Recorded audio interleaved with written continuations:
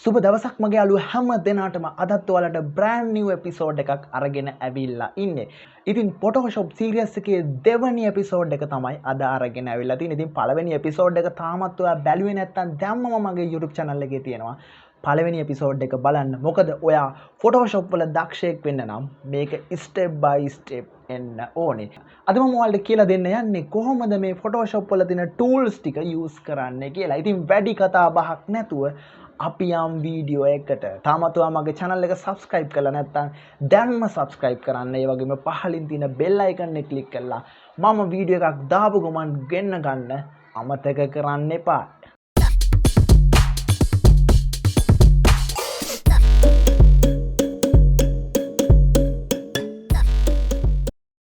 හරි. මුලින්ම ඔයාගේ Photoshop එක open කරගන්න ඕනේ. Photoshop එක open කරාට පස්සේ ඔයාට මෙන්න මේ වගේ ඉන්ටර්ෆේස් එකක් බලා ගන්න පුළුවන් හැකියාවක් ලැබෙනවා. ඔයාට මම කලින් එපිසෝඩ් එකේ කියලා දුන්නා කොහොමද new document එකක් create කරගන්නේ කියලා. ඉතින් මුලින්ම ඔයා new document එකක් create කරගන්න ඕනේ.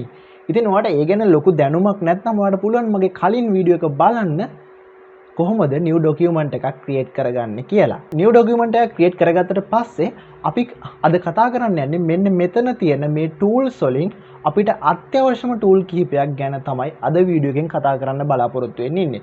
ඉතින් ඒ tools භාවිතා කරන්න නම් අපිට මෙතෙන්ට image එකක් අවශ්‍ය වෙනවා.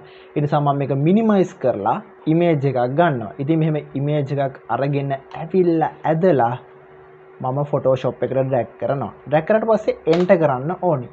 ඊට මේ layer panel එකේ photo එක පෙන්නනවා. අපිට මේක භාවිතයට ගන්න බෑ. ඒ නිසා layer panel එකේ මේ photo එක තියෙන තැන right click කරලා Risterize layer කරන්න. එතකොට මේක ඕන විදිහට අපිට භාවිතා කරන්න පුළුවන් හැකියාවක් ලැබෙනවා. හරි. මුලින් මම කියලා දෙන්න යන්නේ මේ tool panel එකේ තියෙන උඩම තියෙන tool එක. මේ tool එක ගාවට ගියාම ඔයාලට පෙන්නනවා ඇති මේ tool එකෙන් කරන්නේ මොනවද කියලා animate වෙලා පෙන්නනවා.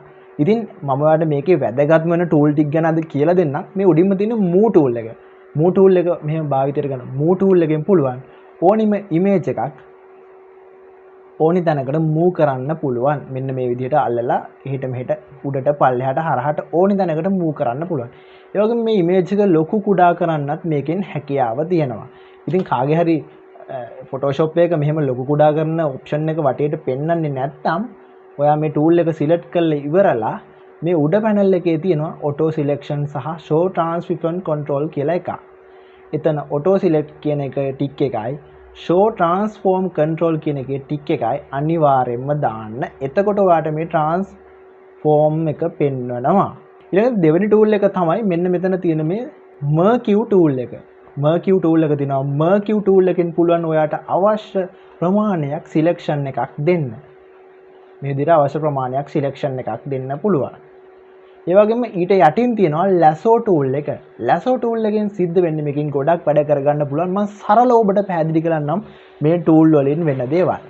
lasso tool එකෙන් පුළුවන් ඔයා lasso tool එක අරගෙන ඔයාට කැමති විදිහකට මේ වගේ background එකක් remove කරගන්න ඕනොත් background එකේ subject එක වටේ ඔයාට මෙහෙම lasso tool එකෙන් selection එකක් දාගන්න පුළුවන් හැකියාවක් තියෙනවා.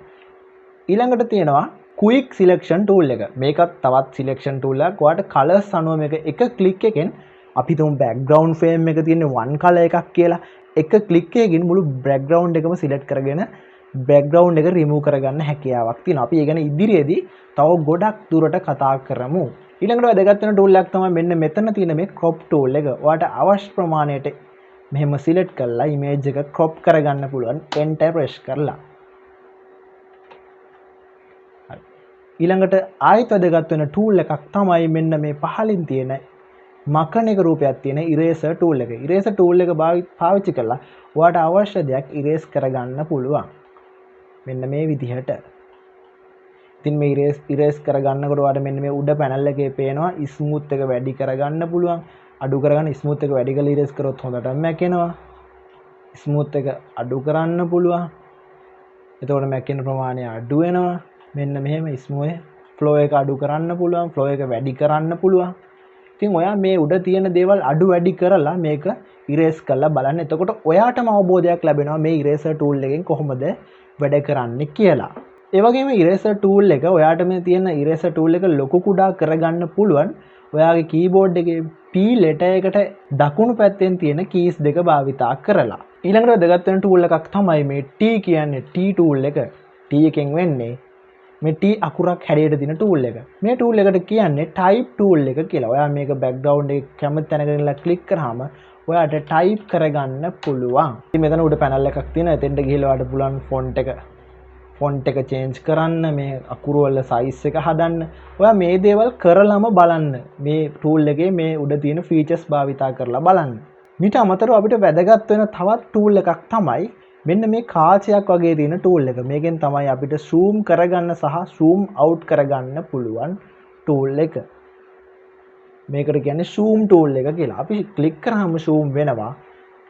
alt එක press කරගෙන නැවත click කරාම zoom out වෙනවා. අවශ්‍ය තැනක් zoom කරගන්න තියෙනවා නම් එතනට ගිහිල්ලා click කරන්න. ආයි zoom out කරගන්න ඕන නම් zoom alt එක press කරගෙන click කරන්න. මම හිතන්නේ Photoshop භාවිතා කරනකොට අපිට අත්‍යවශ්‍යම tool ටිකක් ගැන තමයි මම අද කතා කරේ. ඉතින් මේ tool සහ අනිත්කුත් tool භාවිතා කරලා අලුත් විදිහේ designs හදන්න මම ඉදිරියේදී ගේන වීඩියෝ වලින් බලාපොරොත්තු වෙනවා. ඒ නිසා ඔයාලා දැනට මේ tools වලින් මොනවද වෙන්නේ කියලා ගෙදර ඉන්න ගමන් අත්හදා බලන්න. විවිධ දේවල් කරලා බලන්න. ප්‍රශ්න තියෙනවා නම් comment section එකේ දාන්න. Facebook එකෙන් මාව සම්බන්ධ කරගන්න. ඕනිම ප්‍රශ්නයකට ඔයාගේ උත්තර දෙන්න මම සූදානමින් ඉන්නවා. ඉතින් අපි ඊළඟ වීඩියෝ එකෙන් අලුත් දෙයක් නිර්මාණය කරන හැටි හමු වෙමේ බලාපොරොත්තු වෙන ඔබෙන් සමු ගන්නවා.